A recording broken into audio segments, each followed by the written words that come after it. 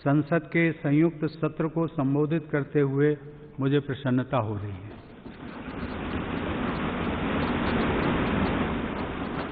मैं पुनः नए वर्ष की शुभकामनाओं के साथ सभी संसद सदस्यों को इस ऐतिहासिक अवसर का साक्षी होने के लिए बधाई देता हूं। यह दशक भारत के लिए बहुत महत्वपूर्ण है। इस दशक में हमारी स्वतंत्रता के 75 वर्ष पूरे होंगे। इस दशक में हम सभी को मिलकर नई ऊर्जा के साथ नए भारत के निर्माण को गति देनी है। मेरी सरकार के प्रयासों से पिछले 5 वर्षों में इस दशक को भारत का दशक और इस सदी को भारत की सदी बनाने की मजबूत नींव रखी जा चुकी है।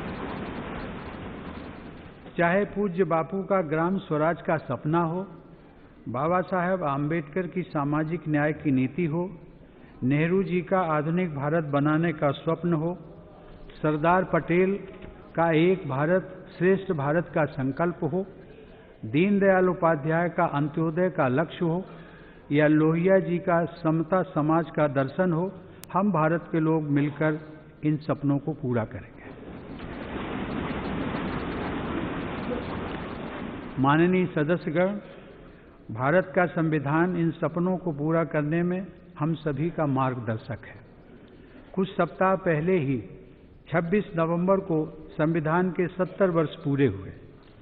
उस दिन देश के 12 करोड़ नागरिकों ने सार्वजनिक रूप से संविधान की उद्देशिका को पढ़कर संविधान के प्रति अपनी प्रतिबद्धता का संकल्प लिया। हमारा संविधान देश के प्रत्येक नागरिक के अधिकारों की रक्षा के साथ ही देश के नागरिकों को उनके कर्तव्यों का बोध भी कराता है। हमारा संविधान लोकतांत्रिक प्रक्रियाओं से हुए निर्णयों को देशवासियों द्वारा स्वीकार किए जाने की अपेक्षा भी रखता है। इसके साथ ही हमारा संविधान इस संसद से तथा इस सदन में उपस्थित प्रत्येक सदस्य से राष्ट्रहित को सर्वोपरि रखते हुए देशवासियों की आशाओं आकांक्षाओं की पूर्ति करने और उनके लिए आवश्यक कानून बनाने की अपेक्षा भी रखता है। माननीय सदस्यगण, मुझे प्रसन्नता है कि पिछले 7 महीनों में संसद ने काम करने के नए कीर्तिमान स्थापित किए हैं। इस लोकसभा के पहले सत्र में सदन द्वारा कार्य निष्पादन पिछले 7 दशकों में एक नया रिकॉर्ड रहा है। मेरी सरकार की दृढ़ इच्छा शक्ति के कारण मुस्लिम महिलाओं को न्याय और अधिकार देने वाला 3 तलाक विरोधी कानून, देशवासियों को नए अधिकार देने वाला उपभोक्ता संरक्षण कानून, गरीबों की बचत रक्षा करने वाला अनियमित जमा योजना प्रतिबंध कानून, गरीबों को चिट फंड स्कीमों के धोखे से बचाने वाला चिट फंड संशोधन कानून, बच्चों के खिलाफ यौन अपराधों की सजा सख्त करने वाला कानून, सड़क हादसों में कमी लाने के लिए मोटर वाहन संशोधन कानून और ट्रांसजेंडर व्यक्तियों के अधिकारों को संरक्षण देने वाला कानून जैसे अनेक ऐतिहासिक कानून बनाए गए हैं। संविधान द्वारा अपेक्षित इस दायित्व को निभाने के लिए मैं संसद के हर एक सदस्य का अभिनंदन करता हूं। माननीय सदस्यगण, हमारी लोकतांत्रिक व्यवस्थाओं पर देश की जनता द्वारा प्रकट किया जाने वाला विश्वास हमारे लोकतंत्र की नींव को मजबूत करता है। सुप्रीम कोर्ट द्वारा राम जन्मभूमि पर फैसले के बाद देशवासियों द्वारा जिस तरह परिपक्वता से व्यवहार किया गया वह भी प्रशंसनीय है। मेरी सरकार का स्पष्ट मत है कि पारस्परिक चर्चा परिचर्चा तथा वाद विवाद लोकतंत्र को और सशक्त बनाते हैं। वहीं विरोध के नाम पर किसी भी तरह की हिंसा समाज और देश को कमजोर करती है। माननीय सदस्यगण, लोकतंत्र में सबसे पवित्र होता है लोगों से मिला जनादेश। देश की जनता ने मेरी सरकार को ये जनादेश नए भारत के निर्माण के लिए दिया है। एक ऐसा नया भारत जिसमें हमारी पुरातन संस्कृति का गौरव हो और जो 21वीं सदी के विश्व को अपने ज्ञान की शक्ति से समृद्ध करे। एक ऐसा नया भारत जिसमें पुरानी समस्याओं के समाधान के साथ ही विकास के नए अध्याय लिखे जाएं। एक ऐसा नया भारत जिसमें गरीबों, दलितों, महिलाओं, युवाओं, आदिवासियों और अल्पसंख्यकों को पर्याप्त सुविधा मिले और आगे बढ़ने के नए अवसर भी। एक ऐसा नया भारत जिसका हर क्षेत्र विकास करे, कोई क्षेत्र पिछड़ा न रह जाए, जहां आधुनिक टेक्नोलॉजी का लाभ समाज के आखिरी छोर तक पहुंचे, तथा एक ऐसा नया भारत जो चौथी औद्योगिक क्रांति में अग्रणी भूमिका निभाए और विश्व मंच में नई ऊंचाइयों पर पहुंचे। माननीय सदस्यगण, ऐसे नए भारत के लिए तथा लोगों की अपेक्षाओं की पूर्ति के लिए मेरी सरकार हर क्षेत्र में परिवर्तन लाने के लिए सराहनीय गति और निर्णय क्षमता दिखाते हुए काम कर रही है। सरकार द्वारा पिछले 5 वर्षों में जमीनी स्तर पर किए गए सुधारों का ही परिणाम है कि अनेक क्षेत्रों में भारत की अंतर्राष्ट्रीय रैंकिंग में अभूतपूर्व सुधार आया है। वर्ल्ड बैंक की ईज ऑफ डूइंग बिजनेस की रैंकिंग में भारत 79 स्थानों पर चढ़ते हुए आज 63वें स्थान पर है। रिजॉल्विंग इंसॉल्वेंसी की रैंकिंग में भारत 108वें स्थान से 52वें स्थान पर और ग्लोबल इनोवेशन रैंकिंग में देश 74वें से 52वें स्थान पर पहुंच गया है। लॉजिस्टिक्स परफॉर्मेंस इंडेक्स में भारत ने अपनी अंतर्राष्ट्रीय रैंकिंग में 10 अंकों का सुधार किया है। वर्ल्ड इकोनॉमिक फोरम की travel and tourism competitiveness ranking में भारत 52वें स्थान से 34वें स्थान पर पहुंच गया है।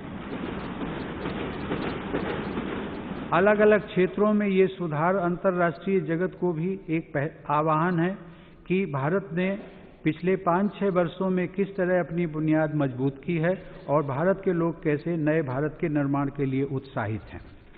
माननीय सदस्यगण, मेरी सरकार सबका साथ, सबका विकास, सबका विश्वास के मंत्र पर चलते हुए पूरी निष्ठा और ईमानदारी से काम कर रही है।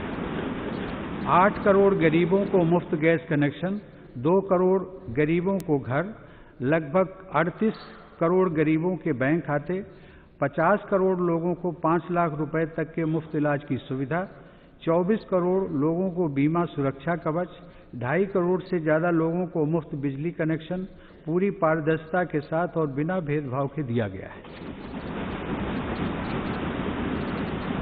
मेरी सरकार की योजनाओं ने हर धर्म, हर क्षेत्र के गरीबों के हित में समानता के साथ सहायता व सुविधाएं पहुंचाई हैं और इसलिए देश के लोगों का विश्वास भी अर्जित किया है। माननीय सदस्यगण, बंगाल की धरती के महान सपूत और जवाहरलाल नेहरू जी के नेतृत्व वाली सरकार में उद्योग मंत्री रहे डॉक्टर श्यामा प्रसाद मुखर्जी ने लोकसभा में कहा था कि एक लोकतांत्रिक संघीय राज्य में एक इकाई के नागरिकों के मौलिक अधिकार किसी अन्य इकाई के नागरिकों से अलग नहीं हो सकते। क्या जम्मू कश्मीर के लोग उन मूलभूत अधिकारों के हकदार नहीं हैं जो हमने शेष भारत के लोगों को दिए हैं? आज 7 दशक बाद पूरे देश में इस बात की खुशी है कि डॉक्टर श्यामा प्रसाद मुखर्जी समेत करोड़ों स्वतंत्रता सेनानियों का सपना साकार हुआ है।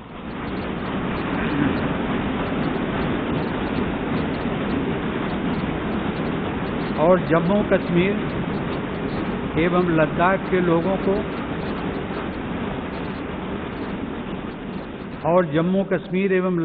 लोगों को वहां के दलितों और महिलाओं को भी वही अधिकार मिले हैं जो बाकी देशवासियों को प्राप्त हैं। संसद के दोनों सदनों द्वारा 2/3 बहुमत से संविधान के अनुच्छेद 370 और अनुच्छेद 35A को हटाया जाना न सिर्फ ऐतिहासिक है बल्कि इससे जम्मू कश्मीर और लद्दाख के समान विकास का भी मार्ग प्रशस्त हुआ है। मैं इस सदन के माध्यम से जम्मू कश्मीर और लद्दाख के लोगों को विकास की मुख्य धारा से जुड़ने के लिए बहुत बहुत बधाई देता हूं।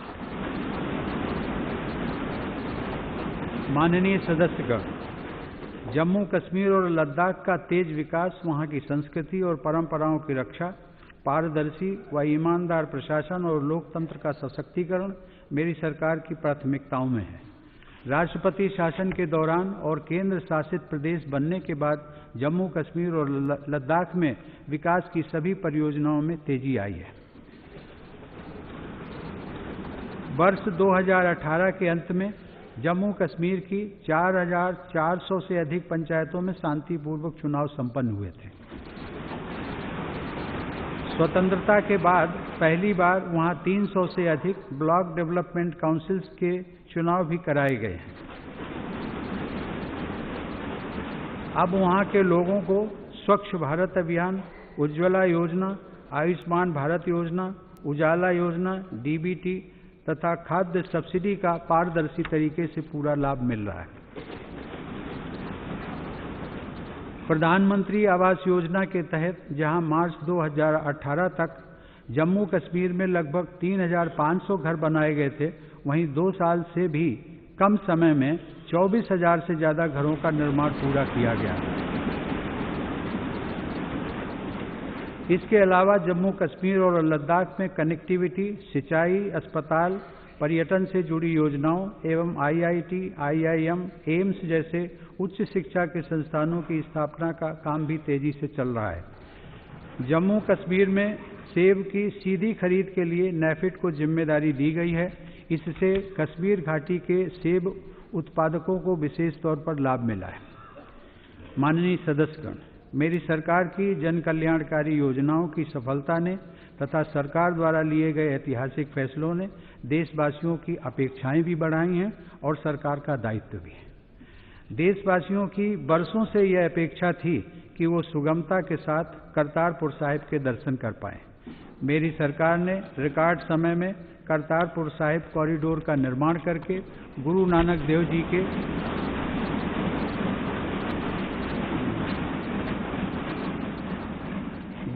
देव जी के 550वें प्रकाश पर्व के अवसर पर इसे राष्ट्र को समर्पित किया। गुरु नानक देव जी के 550वें प्रकाश पर्व को देश और दुनिया में पूरे मान सम्मान के साथ मनाने का अवसर मिलना मेरी सरकार के लिए सौभाग्य की बात है। मेरी सरकार द्वारा श्री गुरु तेग बहादुर जी का 400वां प्रकाश पर्व भी पूरी भव्यता और दिव्यता के साथ मनाया जाएगा। देश की माननीय सदस्यगण, देश की राजधानी दिल्ली में रहने वाले 40 लाख से ज्यादा लोग बरसों से इस अपेक्षा में जी रहे थे कि एक दिन उन्हें अपने घर का मालिकाना हक और गरिमापूर्ण जीवन जीने का अधिकार मिलेगा। दिल्ली की 1,700 से अधिक कॉलोनियों में रहने वाले लोगों की इस अपेक्षा को भी सरकार ने पूरा किया।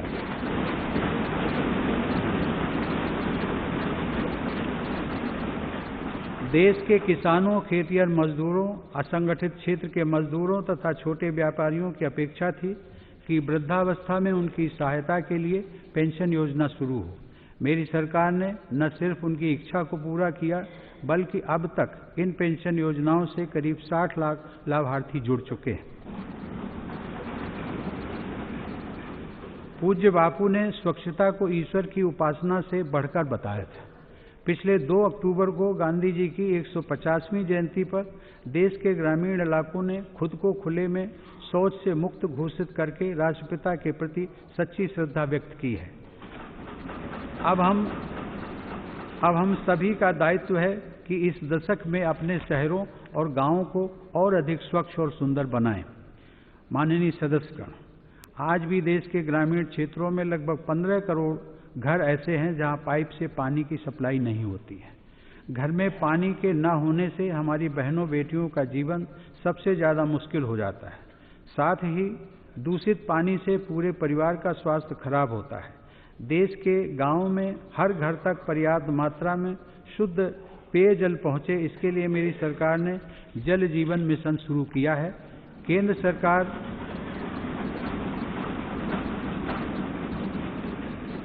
केंद्र सरकार, सभी राज्य सरकारें, स्थानीय निकाय और स्वयंसेवी संस्थाएं मिलकर इस अभियान को जन आंदोलन में बदल रही हैं। इस योजना पर आने वाले समय में 3,60,000 करोड़ रुपए खर्च किए जाएंगे। मेरी सरकार ने देश के सबसे संकटग्रस्त ऐसे 7 राज्यों में जहां भूजल का स्तर तेजी से घट रहा है, वहां विशेष तौर पर अटल भूजल योजना शुरू की है। माननीय सदस्यगण, मेरी सरकार का सबका साथ, सबका विकास, सबका विश्वास का मंत्र देश के प्रत्येक नागरिक के साथ ही देश के अलग अलग भूभाग और राज्यों से भी जुड़ा हुआ है। मेरी सरकार मानती है कि जैसे समाज के आखिरी छोर पर खड़े व्यक्ति के विकास को प्राथमिकता मिलनी चाहिए, वैसे ही विकास में पीछे रह गए क्षेत्रों के विकास को भी प्राथमिकता दी जाए। देश के 112 जिलों को एस्पिरेशनल डिस्ट्रिक्ट, आकांक्षी जिले का दर्जा देकर इनमें गरीबों के विकास से जुड़ी एक योजना पर सरकार विशेष ध्यान दे रही है। राज्य सरकारों द्वारा भी इन जिलों में युवा और अनुभवी अफसरों का तालमेल बिठाकर सही नियुक्तियां की गई हैं। इसका परिणाम है कि इन जिलों में विकास के अनेक मापदंडों में प्रभावी सुधार हुआ और कई जिले अब अपने राज्य के औसत के बराबर आ चुके हैं। मैं प्रत्येक आकांक्षी जिले की टीम को इस सदन के माध्यम से बधाई एवं शुभकामनाएं देता हूं। माननीय सदस्यगण, दिल्ली से नॉर्थ ईस्ट की भौगोलिक दूरी से अधिक वहां के लोगों को दिलों की दूरियां खटकती थी। मेरी सरकार ने पिछले 5 वर्षों में अथक परिश्रम करके इस स्थिति को बदला है। नॉर्थ ईस्ट में कनेक्टिविटी बढ़ाने, इंफ्रास्ट्रक्चर मजबूत करने और लोगों का जीवन आसान बनाने के लिए अभूतपूर्व गति से कार्य किया जा रहा है। सरकार के प्रयासों की वजह से वर्ष 2022 तक सिक्किम, मिजोरम, मणिपुर और नागालैंड की राजधानियां रेल नेटवर्क से जुड़ जाएंगी।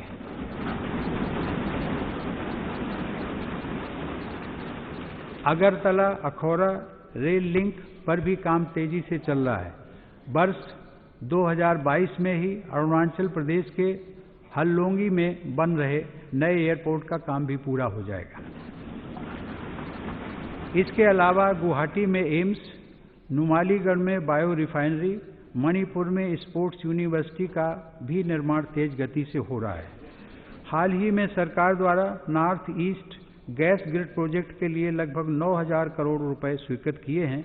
यह प्रोजेक्ट नॉर्थ ईस्ट के सभी 8 राज्यों में गैस बेस्ड इकोनॉमी का आधार बनेगा। 5 दशकों से चली आ रही बोडो समस्या को समाप्त करने के लिए केंद्र और असम सरकार ने हाल ही में बोडो संगठनों के साथ ऐतिहासिक समझौता किया है।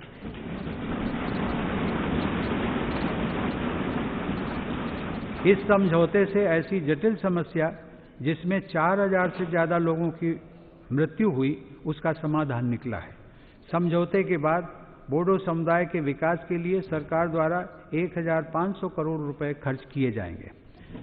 त्रिपुरा, मिजोरम, केंद्र सरकार और ब्रू जनजाति के बीच हुए ऐसे ही एक और ऐतिहासिक समझौते से न सिर्फ दशकों पुरानी समस्या हल हुई है, बल्कि इससे ब्रू जनजाति के हजारों लोगों के लिए सुरक्षित जीवन भी सुनिश्चित हुआ है। माननीय सदस्यगण, देश के आदिवासी भाई बहनों को विकास की मुख्य धारा में लाने के लिए मेरी सरकार संकल्पबद्ध है। पहली बार किसी सरकार द्वारा वन उत्पादों पर एमएसपी का लाभ दिया गया है। मेरी सरकार का विशेष बल आदिवासियों के स्वास्थ्य, शिक्षा और कौशल विकास पर है। सरकार द्वारा कुछ सप्ताह पहले ही देश में 400 से ज्यादा एकलव्य मॉडल रेजिडेंशियल स्कूल खोलने का अभियान शुरू किया गया है। हाल ही में अनुसूचित जाति और अनुसूचित जनजाति को लोकसभा और विधानसभा में मिलने वाला आरक्षण भी अगले 10 वर्षों के लिए बढ़ाया जा चुका है। माननीय सदस्यगण, मेरी सरकार अल्पसंख्यक वर्ग की सामाजिक, आर्थिक और शैक्षिक प्रगति के लिए भी निरंतर प्रयासरत है। हुनर हाट के जरिए अल्पसंख्यक वर्ग के 2,65,000 हुनरमंद कारीगरों को रोजगार के अवसर उपलब्ध कराए गए। मुस्लिम छात्र छात्राओं की शिक्षा निर्बाध जारी रहे, इसके लिए बड़ी तादाद में स्कॉलरशिप दी गई है। मेरी सरकार के विशेष आग्रह पर सऊदी अरब ने हज कोटा में अभूतपूर्व वृद्धि की थी, जिस वजह से इस बार रिकॉर्ड 2 लाख भारतीय मुस्लिमों ने हज में इबादत की। भारत पहला ऐसा देश है जिसमें हज की पूरी प्रक्रिया डिजिटल और ऑनलाइन की जा चुकी है। सरकार देश भर में वक्फ संपत्तियों का 100% डिजिटाइजेशन भी करा रही है, जिससे इन संपत्तियों का उपयोग मुस्लिम समुदाय के भले के लिए किया जा सके। माननीय सदस्यगण, मेरी सरकार द्वारा दिव्यांगजनों की आशाओं अपेक्षाओं के प्रति पूरी संवेदनशीलता के साथ काम किया जा रहा है।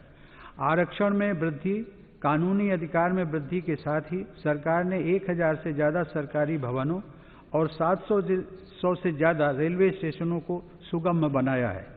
बीते 5 वर्षों में हजारों कैंप लगाकर दिव्यांगजनों को लगभग 900 करोड़ रुपए के उपकरण उपलब्ध कराए गए। सरकार द्वारा दिव्यांगजनों का नेशनल डेटाबेस भी बनाया जा रहा है और 25 लाख से ज़्यादा दिव्यांगजनों को यूनिक आइडेंटिफिकेशन कार्ड जारी किए जा चुके हैं। मेरी सरकार ने अपने पिछले कार्यकाल में एक विशेष प्रयास शुरू किया था, इंडियन साइन लैंग्वेज डिक्शनरी का। मुझे सदन को यह जानकारी देते हुए प्रसन्नता हो रही है कि 6000 शब्दों की एक विशेष डिक्शनरी बनाई जा चुकी है।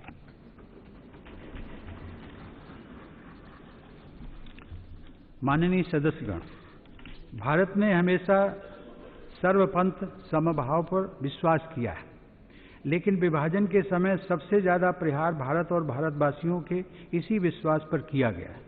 विभाजन के बाद बने माहौल में राष्ट्रपिता महात्मा गांधी ने कहा था कि पाकिस्तान के हिंदू और सिख जो वहां नहीं रहना चाहते वे भारत आ सकते हैं। उन्हें सामान्य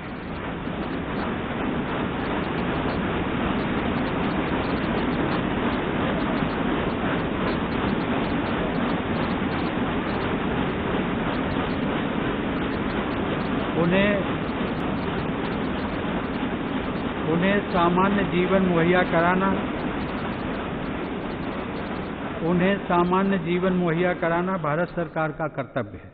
पूज्य बापू के इस विचार का समर्थन करते हुए समय समय पर अनेक राष्ट्रीय नेताओं और राजनैतिक दलों ने भी इसे आगे बढ़ाया। हमारे राष्ट्र निर्माताओं की उस इच्छा का सम्मान करना हमारा दायित्व है। मुझे प्रसन्नता है कि संसद के दोनों सदनों द्वारा नागरिकता संशोधन कानून बनाकर उनकी इच्छा को पूरा किया गया।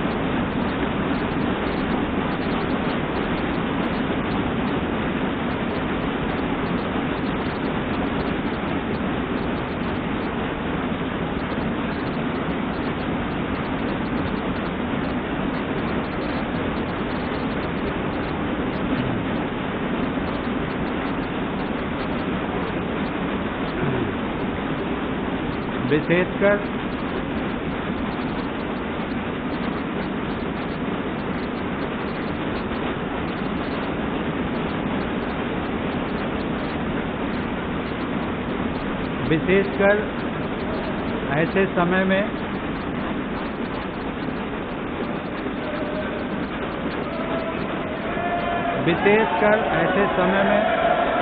जब देश गांधी जी की 150वीं जयंती का पर्व मना रहा हो, तब आप सभी सांसदों ने उनकी भावना को सर्वोपरि रखा है। मैं संसद के दोनों सदनों का तथा सभी सांसदों का अभिनंदन करता हूं। माननीय सदस्य, हम सभी इस बात के साक्षी रहे हैं कि समय के साथ पाकिस्तान में अल्पसंख्यकों पर होने वाला अत्याचार और बढ़ा है। हाल ही में ननकाना साहब में जो हुआ उसे हम सभी ने देखा है। हम सभी का यह भी दायित्व है कि पाकिस्तान में हो रहे अत्याचार से पूरा विश्व परिचित है।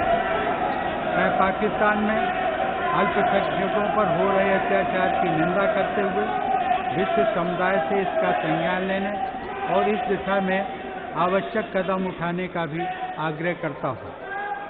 माननीय सदस्यगण, मेरी सरकार का ये पुनः स्पष्ट करती है कि भारत में आस्था रखने वाले और भारत की नागरिकता लेने के इच्छुक दुनिया के सभी पंथों के व्यक्तियों के लिए जो प्रक्रियाएं पहले थी वे आज भी वैसी ही हैं। किसी भी पंथ का व्यक्ति इन प्रक्रियाओं को पूरा करके भारत का नागरिक बन सकता है। शरणार्थियों को नागरिकता देने से किसी क्षेत्र और विशेषकर नॉर्थ ईस्ट पर कोई सांस्कृतिक प्रभाव न पड़े, इसके लिए भी सरकार ने कई प्रावधान किए हैं।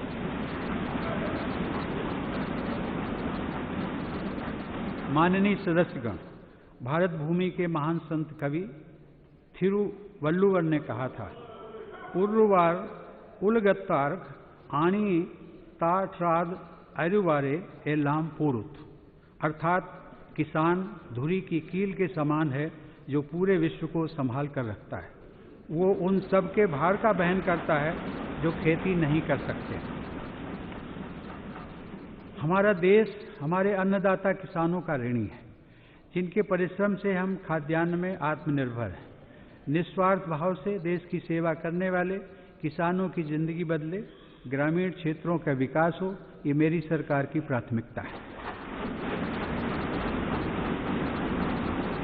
ग्रामीण अर्थव्यवस्था को मजबूत बनाने के लिए आने वाले वर्षों में सरकार 25 लाख करोड़ रुपए की राशि खर्च करने जा रही है। किसानों की आय को दोगुना करने के लिए सरकार द्वारा आय केंद्रित व्यवस्था विकसित करने की रणनीति पर काम किया जा रहा है। माननीय सदस्यगण, प्रधानमंत्री किसान सम्मान निधि के तहत 8 करोड़ से ज्यादा किसान परिवारों के बैंक खाते में 43,000 करोड़ रुपए से अधिक की राशि जमा कराई गई।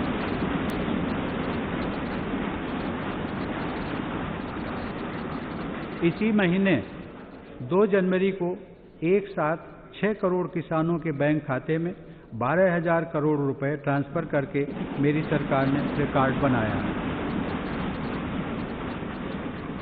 मेरी सरकार किसानों को लागत का 1.5 गुना मूल्य देने के लिए समर्पित भाव से काम कर रही है। खरीफ और रबी की फसलों के लिए एमएसपी में लगातार की गई वृद्धि इसी दिशा में उठाया गया कदम है। सरकार के प्रयासों से दलहन और तिलहन की खरीद में 20 गुना से अधिक की बढ़ोतरी हुई है। माननीय सदस्यगण, मेरी सरकार खेती के वैकल्पिक उपायों पर भी जोर दे रही है। क्लस्टर आधारित बागवानी के साथ ही ऑर्गेनिक खेती के प्रचार और प्रसार पर भी काम हो रहा है। शहद उत्पादन को लेकर किए गए सरकार के प्रयासों से शहद उत्पादन में लगभग 60% की वृद्धि हुई है। शहद का निर्यात भी दुगने से अधिक हो गया है। इसी उपलब्धि को और बढ़ाने के लिए national bee keeping and honey mission को स्वीकृति दी गई है। नए मत्स्य पालन विभाग के माध्यम से मछुआरों की आय और मछली का उत्पादन दोनों को दुगना करने का लक्ष्य है। देश के 50 करोड़ से अधिक पशुधन को स्वस्थ रखने का एक बहुत बड़ा अभियान चलाया जा रहा है। National animal disease control programme के तहत पशुओं के फुट एंड माउथ डिसीज से बचाव के लिए उनके टीकाकरण व अन्य उपायों पर 13,000 करोड़ रुपए खर्च किए जा रहे हैं। प्राकृतिक आपदा से किसान को राहत दिलाने के लिए मेरी सरकार राज्य सरकारों के साथ मिलकर संवेदनशीलता से काम कर रही है। प्रधानमंत्री फसल बीमा योजना के तहत औसतन प्रति वर्ष 5.5 करोड़ से ज्यादा किसान बहुत कम प्रीमियम पर अपनी फसलों का बीमा करा रहे हैं। इस योजना के तहत बीते 3 वर्षों में किसानों को लगभग 57,000 करोड़ रुपए की क्लेम राशि का भुगतान किया गया है। किसानों के लिए शुरू किए गए ऑनलाइन राष्ट्रीय बाजार यानी ई-नाम का प्रभाव भी अब दिखाई देने लगा है। देश के 1 करोड़ 65 लाख किसान, अब करीब 1.25 लाख व्यापारी इससे जुड़ चुके हैं। लगभग 90,000 करोड़ रुपए का कारोबार इस प्लेटफॉर्म पर हो चुका है। इस दशक में ई-नाम को और प्रभावी बनाने के लिए 400 से ज्यादा मंडियों को इससे जोड़ने पर काम चल रहा है। माननीय सदस्यगण, व्यक्ति के स्वास्थ्य का प्रभाव परिवार और देश दोनों के विकास पर पड़ता है। मेरी सरकार स्वास्थ्य को लेकर समग्रता के साथ काम कर रही है।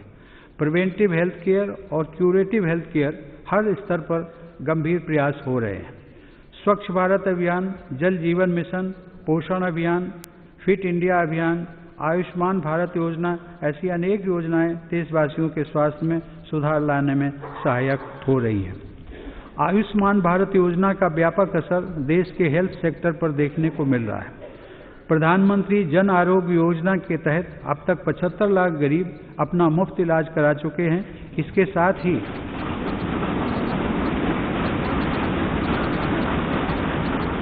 इसके साथ ही 27,000 से अधिक हेल्थ एंड वेलनेस सेंटर भी तैयार हो चुके हैं। माननीय सदस्यगण, मेरी सरकार द्वारा लिए गए फैसलों की वजह से गरीब और मध्यम वर्ग का इलाज का खर्च काफी कम हुआ है। 1000 से अधिक जरूरी दवाइयों की कीमत नियंत्रित होने से मरीजों के 12,500 करोड़ रुपए बचे हैं। स्टेंट्स और नी इम्प्लांट्स की कीमत कम होने से लाखों मरीजों को नया जीवन मिला है। अब प्रतिदिन 5 से 7 लाख मरीज गंभीर बीमारियों की दवाई 6,000 से अधिक जन औषधि केंद्रों से कम कीमत में खरीद रहे हैं। मेरी सरकार ने नेशनल मेडिकल कमीशन बनाकर मेडिकल शिक्षा और स्वास्थ्य सेवा में सुधार की अपनी प्रतिबद्धता दोहराई है। इसी वर्ष देश में 75 नए मेडिकल कॉलेज बनाने की स्वीकृति दी गई है, जिससे देश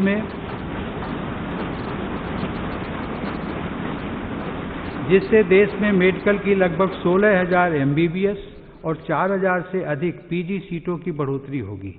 इसके अतिरिक्त देश के विभिन्न क्षेत्रों में 22 एम्स की स्वीकृति दी जा चुकी है, जिनका निर्माण प्रगति पर है। मेरी सरकार महिला स्वास्थ्य के लिए भी विशेष प्रयास कर रही है। प्रधानमंत्री मातृ वंदना योजना के तहत देश की 1 करोड़ 20 लाख महिलाओं को लगभग 5,000 करोड़ रुपए सरकार द्वारा सीधे उनके बैंक खातों में ट्रांसफर किए गए हैं। मिशन इंद्रधनुष के तहत 3 करोड़ 50 लाख शिशुओं और लगभग 90 लाख गर्भवती महिलाओं का टीकाकरण हो चुका है। दलितों और आदिवासी क्षेत्रों में इन योजनाओं का लाभ विशेष तौर पर देखने को मिल रहा है। मेरी सरकार ने सिर्फ 1 रुपए में सुविधा नामक ऑक्सो बायोडिग्रेडेबल सैनिटरी नैपकिन देने की भी शुरुआत की है। माननीय सदस्यगण, मेरी सरकार के प्रयासों से महिला उद्यमशीलता और आजीविका को बढ़ावा देने के लिए सेल्फ हेल्प ग्रुप अभियान से अभी तक 6 करोड़ 60 लाख से अधिक महिलाएं जुड़ चुकी हैं। इन महिलाओं को कम ब्याज पर ऋण उपलब्ध कराया जा रहा है। कार्य में समान अवसर उपलब्ध कराने के उद्देश्य से पहली बार अंडरग्राउंड माइंस में तथा ओपन कास्ट माइंस में महिलाओं को रात्रि में भी काम करने की अनुमति दी गई है। समानता के इसी उद्देश्य के साथ पहली बार सैनिक स्कूलों में बेटियों के दाखिले को स्वीकृति दी गई है। मिलिट्री पुलिस में महिलाओं की नियुक्ति का काम भी जारी है। भारतीय वायुसेना ने पहली बार फाइटर स्ट्रीम और डिफेंस अटैची के रूप में भी उन्हें नया अवसर दिया है। माननीय सदस्यगण, मेरी सरकार महिलाओं की सुरक्षा को लेकर संवेदनशीलता के साथ काम कर रही है। महिला सुरक्षा की दृष्टि से देश में 600 से अधिक वन स्टॉप सेंटर बनाए जा चुके हैं। महिलाओं के खिलाफ अपराध करने वालों की पहचान करने के लिए एक राष्ट्रीय डेटाबेस तैयार किया गया है। ऐसे मामलों में न्याय तेजी से मिले, इसके लिए देश भर में 1000 से ज़्यादा फास्ट ट्रैक स्पेशल कोर्ट बनाए जाएंगे। यह भी तय किया गया है कि वीमेन हेल्प डेस्क का विस्तार देश के हर पुलिस स्टेशन में किया जाए। बच्चों के यौन शोषण जैसे जघन्य अपराधों में सरकार ने फांसी तक की सजा का प्रावधान किया है। माननीय सदस्यगण, 21वीं सदी को ज्ञान की सदी कहा जाता है और सरकार की प्राथमिकता इस क्षेत्र में युवा लीडरशिप तैयार करने पर भी है। इस दशक में रिसर्च, इनोवेशन, इंक्यूबेशन और स्टार्टअप के क्षेत्र का नेतृत्व हमारे देश के युवा ही करेंगे। इस दिशा में मेरी सरकार द्वारा लिए गए नीतिगत निर्णयों का लाभ युवा शक्ति को निरंतर मिल रहा है। आज दुनिया का तीसरा सबसे बड़ा स्टार्टअप इकोसिस्टम भारत में है। स्टार्टअप इंडिया अभियान के तहत देश में 27,000 नए स्टार्टअप्स को मान्यता दी जा चुकी है। पिछले 5 वर्षों में देश में प्रदान किए गए पेटेंट की संख्या 4 गुना हो गई है और ट्रेडमार्क रजिस्ट्रेशन में 5 गुना वृद्धि दर्ज की गई है। स्किल इंडिया अभियान नेशनल अप्रेंटिसशिप प्रमोशन स्कीम के माध्यम से युवाओं में कौशल विकास के साथ ही उन्हें स्वरोजगार के लिए जरूरी धन भी मुहैया कराया जा रहा है। मुद्रा योजना के तहत देश में 5 करोड़ 54 लाख से अधिक नए उद्यमियों ने ऋण लिया है। इस योजना के तहत अब तक 10 लाख करोड़ रुपए से ज़्यादा का ऋण दिया जा चुका है। माननीय सदस्यगण, मेरी सरकार शिक्षा की गुणवत्ता और इनोवेशन को बढ़ावा देने वाली योजनाओं पर बल दे रही है। हायर एजुकेशन फंडिंग एजेंसी हेफा के माध्यम से देश के 75 शिक्षा संस्थानों के आधुनिकीकरण के लिए 37,000 करोड़ रुपए से अधिक की राशि स्वीकृत की गई है। सरकार द्वारा केंद्रीय विद्यालयों में लगभग 7,000 और उच्च शिक्षा में 12,000 शिक्षकों की नियुक्ति के लिए पहल की गई है। ऑनलाइन शिक्षा प्रणाली को मजबूत करने के लिए सरकार द्वारा स्वयं 2 की शुरुआत भी की गई है। मुझे आप सबको ये बताते हुए खुशी हो रही है कि देश के इतिहास में पहली बार उच्च शिक्षा में छात्राओं ने छात्रों के मुकाबले ज़्यादा संख्या में दाखिला लिया।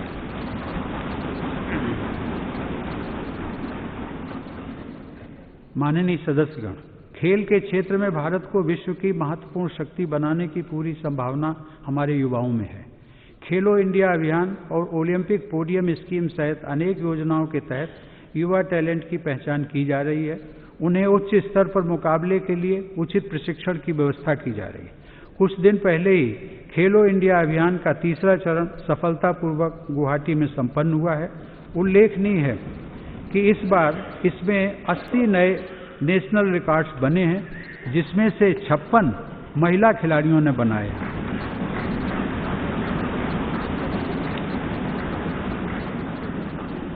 माननीय सदस्यगण, इस वर्ष 1 अगस्त को महान स्वतंत्रता सेनानी बाल गंगाधर तिलक की 100वीं पुण्यतिथि है। बाल गंगाधर तिलक ने स्वराज को जन्मसिद्ध अधिकार बताने वाला कालजयी आह्वान किया था।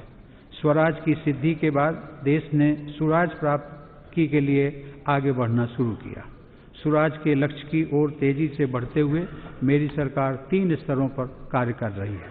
पहला, सरकार की कार्य संस्कृति में परिवर्तन तथा संगठनों का सशक्तिकरण। दूसरा, पारदर्शिता के लिए आधुनिक टेक्नोलॉजी का इस्तेमाल। और तीसरा, जमीनी स्तर पर स्वस्थ स्पर्धा और जन भागीदारी को बढ़ावा। माननीय सदस्यगण, मिनिमम गवर्नमेंट मैक्सिमम गवर्नेंस के मूल सिद्धांत पर चलते हुए सरकार द्वारा अनेक रिफॉर्म किए गए हैं। हाल ही में 58 और कानूनों को समाप्त करने के बाद अब सरकार द्वारा समाप्त किए गए कानूनों की संख्या लगभग 1500 तक पहुंच गई है। पारदर्शिता लाने के लिए हर स्तर की नियुक्ति प्रक्रिया में रिफॉर्म किया जा रहा है।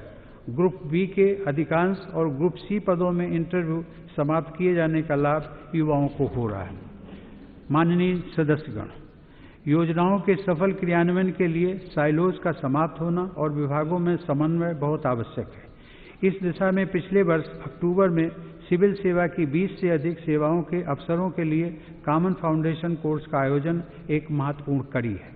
हाल ही में भारतीय रेल के प्रबंधन को भी पुनर्गठित किया गया है। देश के अलग अलग ट्राइब्यूनल्स और प्रभावी तरीके से काम कर सकें, इसके लिए ट्राइब्यूनल सिस्टम को भी सुधारा जा रहा है। योजनाओं को लक्ष्योन्मुख बनाने के लिए सरकार द्वारा नए मंत्रालयों का गठन भी किया गया है। सरकार द्वारा कौशल विकास मंत्रालय एवं जल शक्ति मंत्रालय का गठन इसी सोच का उदाहरण है। माननीय सदस्यगण, सरकारी सेवाओं और सरकारी लाभ की तेज और सटीक डिलीवरी मेरी सरकार की विशेषता रही है। ऐसा इसलिए संभव हुआ क्योंकि टेक्नोलॉजी को अभूतपूर्व स्तर पर सुशासन का आधार बनाया गया है। पारदर्शिता के साथ लाभार्थियों की पहचान, लाभार्थियों के बैंक खाते में 100% राशि का ट्रांसफर और योजनाओं की मॉनिटरिंग में आधुनिक टेक्नोलॉजी के उपयोग ने गरीब और मध्यम वर्ग का जीवन आसान बनाया। अब इस दशक में यही टेक्नोलॉजी देशवासियों के जीवन की गुणवत्ता सुधारने में भी उनकी मदद करेगी। माननीय सदस्यगण, हम सभी जानते हैं कि औद्योगिक क्रांति इंडस्ट्री 4.0 का आधार डिजिटल टेक्नोलॉजी है। मेरी सरकार द्वारा 21वीं सदी में औद्योगिक क्रांति का पूरा लाभ उठाने के लिए डिजिटल इंडिया अभियान के माध्यम से डिजिटल एक्सेस, डिजिटल इंक्लूजन और डिजिटल एम्पावरमेंट पर अभूतपूर्व बल दिया गया। देश को इस बात पर गर्व है कि पिछले 5 वर्षों में भारत में विकसित हुई डिजिटल व्यवस्थाएं विश्व के अनेक देशों के लिए प्रेरणा बन रही हैं। माननीय सदस्यगण, आज देश में 121 करोड़ से ज़्यादा लोगों के पास आधार कार्ड है और लगभग 60 करोड़ लोगों के पास रुपे कार्ड है। दिसंबर 2019 में यूपीआई के माध्यम से रिकॉर्ड 2 लाख करोड़ रुपए का लेन देन हुआ है। हाल ही में सरकार ने भीम ऐप का नया वर्जन भी लॉन्च किया। जैम यानी जन धन आधार और मोबाइल की त्रिशक्ति का इस्तेमाल करते हुए सरकार द्वारा अपनी लगभग 450 योजनाओं को डीबीटी डायरेक्ट बेनिफिट ट्रांसफर से जोड़ा जा चुका है। डीबीटी के माध्यम से पिछले 5 वर्षों में 9 लाख करोड़ रुपए से अधिक की राशि सीधे लाभार्थियों के बैंक खाते में ट्रांसफर की गई है। लीकेज रुकने की वजह से मेरी सरकार द्वारा 1,70,000 करोड़ से अधिक रुपए गलत हाथों में जाने से बचाए।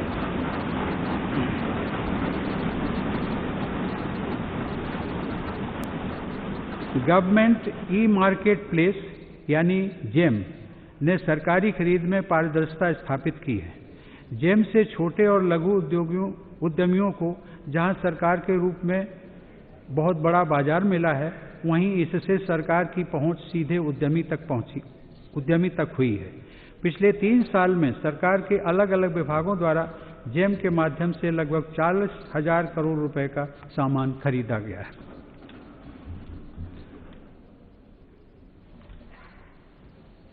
माननीय सदस्यगण, टेक्नोलॉजी की मदद से मेरी सरकार ने इंस्पेक्टर राज को समाप्त करने में अनेक बड़े कदम उठाए हैं। अब हम इनकम टैक्स विभाग में भी ऐसी व्यवस्था बना रहे हैं जहां मानव दखल यानी ह्यूमन इंटरफेस न हो। इस व्यवस्था से पारदर्शिता बढ़ेगी और टैक्स विभाग की कार्य संस्कृति में बड़ा सुधार आएगा। माननीय सदस्यगण, शहरों और गांवों के बीच दूरी कम करने में भी टेक्नोलॉजी की बड़ी भूमिका है। भारत नेट योजना के तहत अब तक 1.25 लाख से ज़्यादा ग्राम पंचायतों को हाई स्पीड ब्रॉडबैंड कनेक्टिविटी से जोड़ा जा चुका है। 2014 में देश के ग्रामीण इलाकों में 60,000 कॉमन सर्विसेज सेंटर थे। आज इनकी संख्या बढ़कर 3,65,000 से ज़्यादा हो गई है। इससे 12 लाख से ज़्यादा ग्रामीणों को रोजगार मिला है। इन सेंटरों के माध्यम से सरकार अपनी 45 से ज़्यादा सेवाएं ग्रामीण इलाकों तक पहुंचा रही है।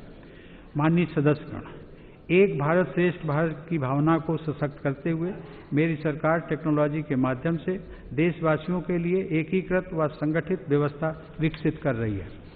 देश में सीमलेस मोबिलिटी सुनिश्चित करने के लिए कुछ दिन पहले one nation one FASTag launch किया गया है। One nation one mobility card के माध्यम से देश के अलग अलग राज्यों में यातायात के अलग अलग माध्यमों में एक ही कार्ड के इस्तेमाल की सुविधा भी विकसित हुई है। सरकार द्वारा one nation one ration card की शुरुआत भी की जा रही है।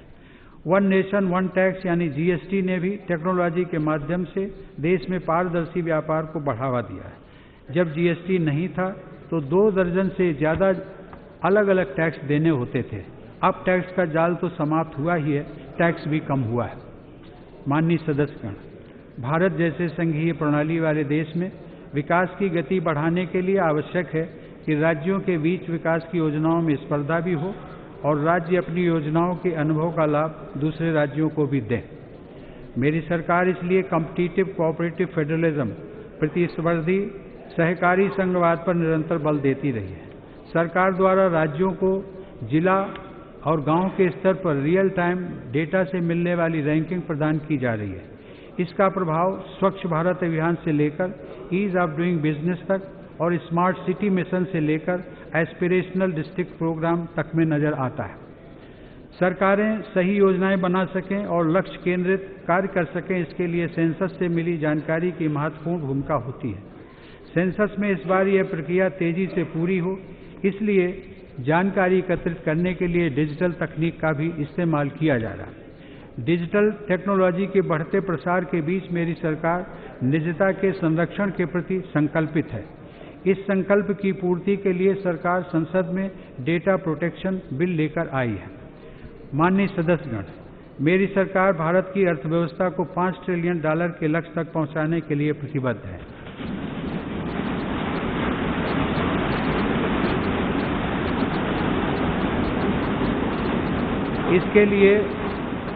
इसके लिए सभी स्टेक होल्डर से बातचीत करके अर्थव्यवस्था में हर स्तर पर काम किया जा रहा है। दुनिया भर में आने वाली चुनौतियों के बावजूद भारत की अर्थव्यवस्था की नींव मजबूत है। हमारा विदेशी मुद्रा भंडार $450 बिलियन से भी ऊपर के ऐतिहासिक स्तर पर है। भारत में प्रत्यक्ष विदेशी निवेश यानी एफडीआई भी निरंतर बढ़ रहा है। पिछले वर्ष की तुलना में इस बार अप्रैल से अक्टूबर के बीच एफडीआई $3 अरब बढ़ा है। वहीं पब्लिक सेक्टर के छोटे बैंकों के विलय से बैंक सुदृढ़ हुए हैं और ऋण देने की उनकी क्षमता भी बढ़ी है। इस वित्त वर्ष की पहली छमाही में 12 सरकारी बैंक मुनाफे में रहे हैं। इंसॉल्वेंसी एंड बैंक्रप्सी कोड की वजह से बैंकों और अन्य संस्थानों के करीब 3.5 लाख करोड़ रुपए वापस भी आए हैं। कारपोरेट टैक्स में की गई कटौती और लेबर कोड से जुड़े कानून के बनने से भारत में कारोबार और आसान होगा। माननीय सदस्यगण, अर्थव्यवस्था की गति एवं मैन्युफैक्चरिंग और एक्सपोर्ट को बढ़ाने के लिए मेरी सरकार मेक इन इंडिया को सशक्त कर रही है। सरकार द्वारा तमिलनाडु और यूपी में 2 डिफेंस कॉरिडोर और देश में 5 इंडस्ट्रियल कॉरिडोर भी विकसित किए जा रहे हैं।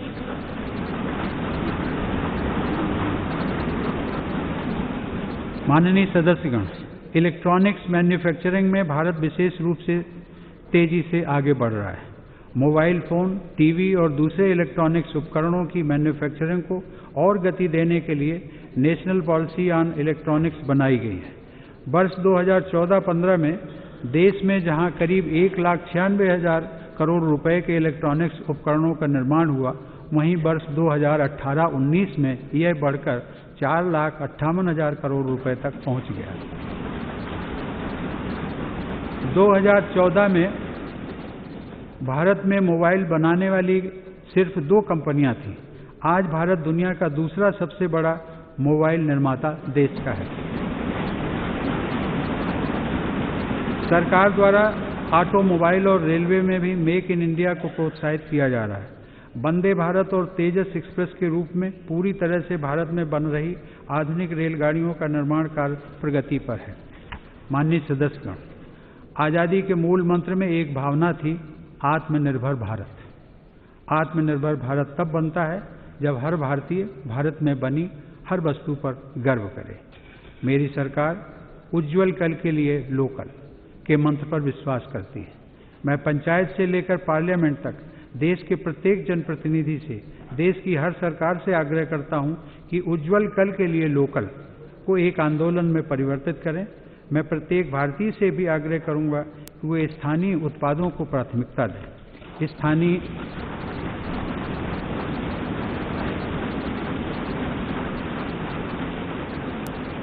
स्थानीय स्तर पर बनी वस्तुओं का उपयोग करने पर आप अपने क्षेत्र के लघु उद्यमियों की बहुत बड़ी मदद करेंगे।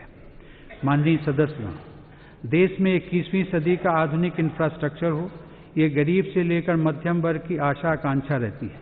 लोगों की इस अपेक्षा को पूरा करने के लिए अगले 5 वर्ष में 100 लाख करोड़ रुपए से ज़्यादा निवेश किए जाएंगे।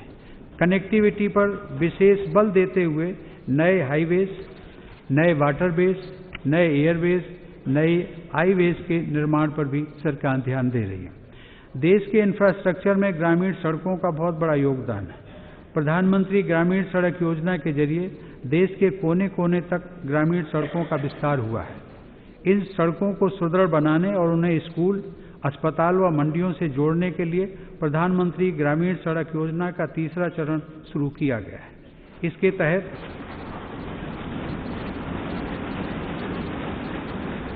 तहत 1,25,000 किलोमीटर की सड़कों का निर्माण और सुधार किया जाएगा। सरकार द्वारा नदी जल मार्गों का विकास भी किया जा रहा है। दिसंबर 2019 में पहली बार नेशनल वाटरवे 2 के जरिए असम के पांडु तक कार्गो कंटेनर पहुंचा है। इस वर्ष जल मार्ग विकास प्रोजेक्ट के जरिए गंगा नदी पर हल्दिया में मल्टी मॉडल टर्मिनल और फरक्का पर नेविगेशन लॉक पूरा कर लिया जाएगा। हमारा प्रयास है कि अगले वर्ष तक गंगा नदी पर बड़े ट्रांसपोर्ट कार्गो भी चलाए जा सकें। शहरों में बेहतरीन पब्लिक ट्रांसपोर्ट के लक्ष्य की तरफ तेजी से काम चल रहा है। मेट्रो सुविधा का विस्तार देश के 18 शहरों में हो चुका है। अभी तक 670 किलोमीटर मेट्रो लाइन चालू हो चुकी है और 930 किलोमीटर मेट्रो लाइनों पर काम चल रहा है। दिल्ली मेरठ एक्सप्रेसवे पर तथा ईस्टर्न और वेस्टर्न पेरिफेरल एक्सप्रेसवे के निर्माण से दिल्ली और एनसीआर के निवासियों को बहुत सुविधा हुई है।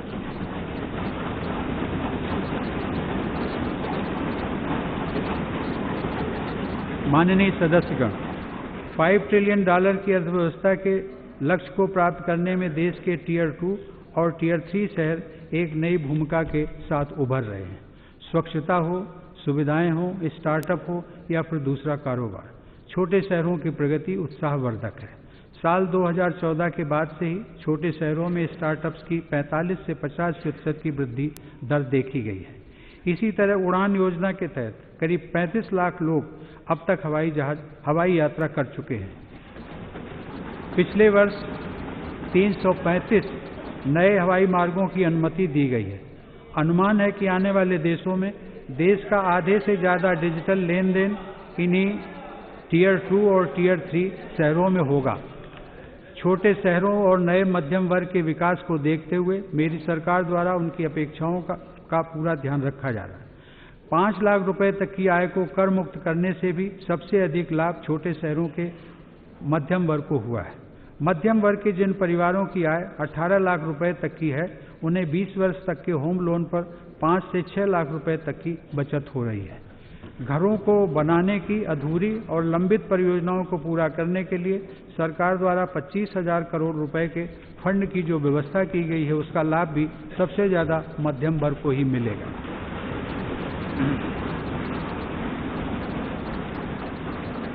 माननीय सदस्यगण, क्लीन एनर्जी के क्षेत्र में भारत विश्व में प्रभावी भूमिका निभा रहा है। सरकार के प्रयासों से अब देश में एलपीजी कवरेज 55% से बढ़कर लगभग 97% हो गया है।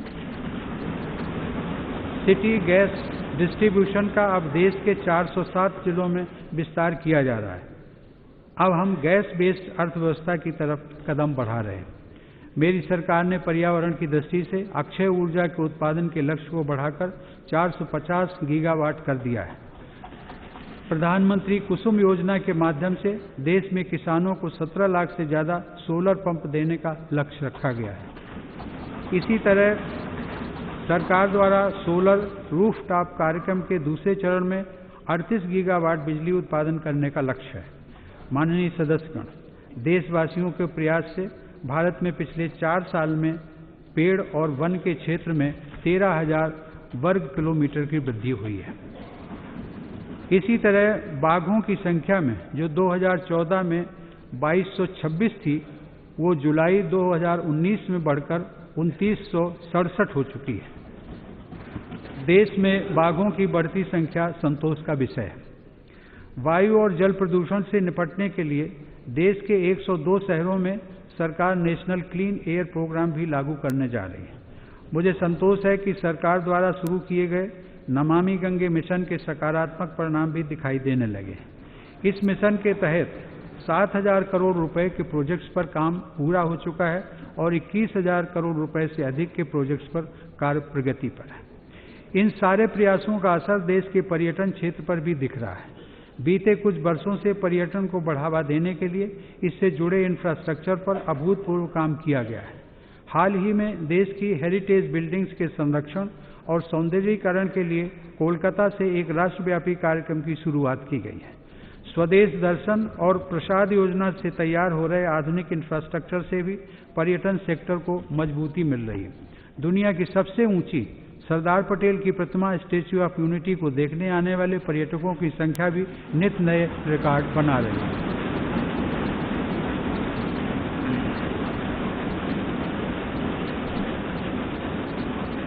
माननीय सदस्यगण, देश की विरासत के संरक्षण और देश के लिए अपना जीवन समर्पित करने वाले महान व्यक्तित्वों के प्रति सम्मान व्यक्त करने को मेरी सरकार राष्ट्र निर्माण का प्रमुख अंग मानती है। इसी सोच के साथ सरकार द्वारा स्वतंत्रता संग्राम में हमारी आदिवासी वीरांगनाओं एवं वीरों के सशक्त योगदान को समर्पित म्यूजियम्स का निर्माण देश के अलग अलग राज्यों में किया जा रहा है। सरकार द्वारा वर्ष 2022 में महान समाज सुधारक और देश को दिशा दिखाने वाले राजा राममोहन राय की 250वीं जयंती भी भव्यता के साथ मनाई जाएगी।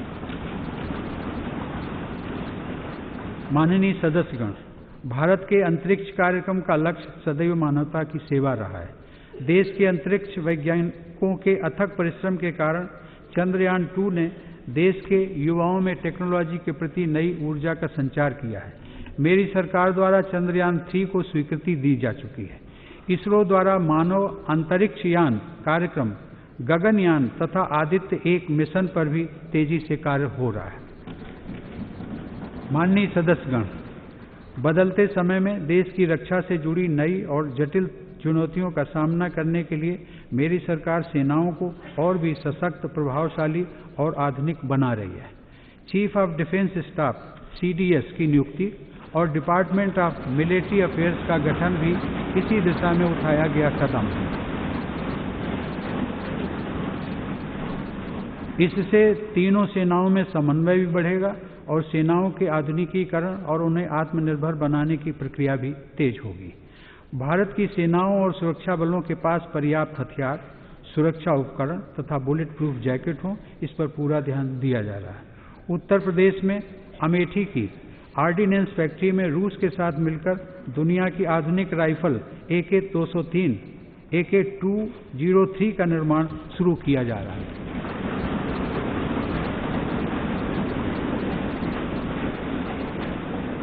हाल ही में जब तेजस के नेवल प्रोटोटाइप ने INS विक्रमादित्य पर लैंडिंग की और उड़ान भरी तो प्रत्येक भारतीय गर्व से भर उठा था।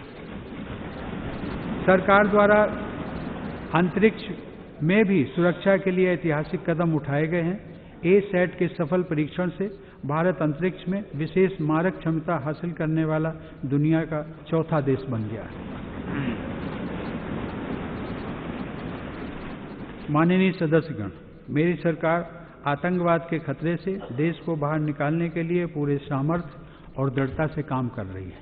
आतंक के बदलते स्वरूप को देखते हुए नागरिकों की सतर्कता भी बहुत काम आती है। जनता के सहयोग से आतंकवाद के विरुद्ध लड़ाई में कितनी मदद मिलती है, ये जम्मू कश्मीर में आतंकी गतिविधियों में आई कमी से भी पता चलता है।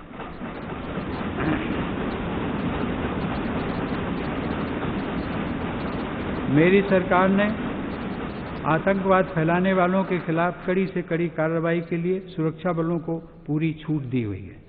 सरकार के निरंतर प्रयास से नॉर्थ ईस्ट में सुरक्षा की स्थिति में भी बहुत सुधार हुआ है। देश में नक्सलवाद से प्रभावित क्षेत्रों का दायरा भी निरंतर सिमट रहा है। माननीय सदस्यगण, मेरी सरकार विदेश नीति को देश की आर्थिक और सामरिक सुरक्षा से जुड़ा महत्वपूर्ण पहलू मानती है। हम अपने पड़ोसी देशों के साथ कनेक्टिविटी को बढ़ाकर आर्थिक विकास और संपन्नता को गति दे रहे हैं। नेबरहुड फर्स्ट की नीति हमारी प्राथमिकता है। अपने पड़ोसियों के साथ साथ विश्व के अन्य देशों के साथ हमारे संबंध मजबूत हुए हैं। यही कारण है कि अनेक देशों ने अपना सर्वोच्च सम्मान भारत को दिया है। आसियान और अफ्रीकी देशों के साथ अपने सहयोग को हम नए स्तर पर ले जा रहे हैं।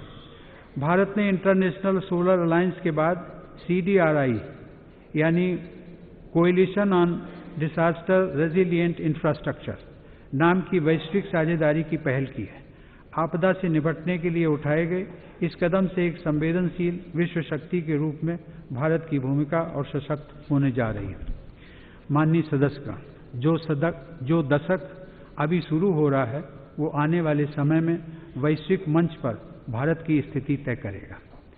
इसी दशक में दुनिया को न्यू इंडिया का समावेशी, समृद्ध, समर्थ और सशक्त स्वरूप दिखाई देगा। इसलिए सदन के प्रत्येक सदस्य का तथा हर देशवासी का यह कर्तव्य है कि वे अपनी पूरी क्षमता के साथ प्रयास करें और अपने अपने लक्ष्यों को प्राप्त करें। देश हित के लिए देश का हर नागरिक अपने कर्तव्य के प्रति जागरूक हो, कर्तव्य के प्रति समर्पित हो तथा यह कर्तव्य बोध हमारे नागरिक जीवन की प्राथमिकता बने। इस दिशा में हम सभी को काम करना चाहिए। आइए हम सब 2020 के दशक को कर्तव्यों का दशक बनाएं।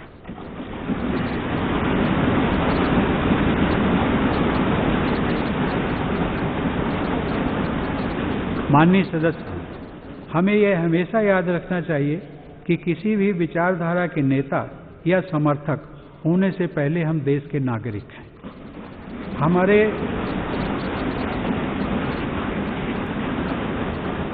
हमारे देश की प्रतिष्ठा हमारी दलीय प्रतिबद्धताओं से कहीं बढ़कर है।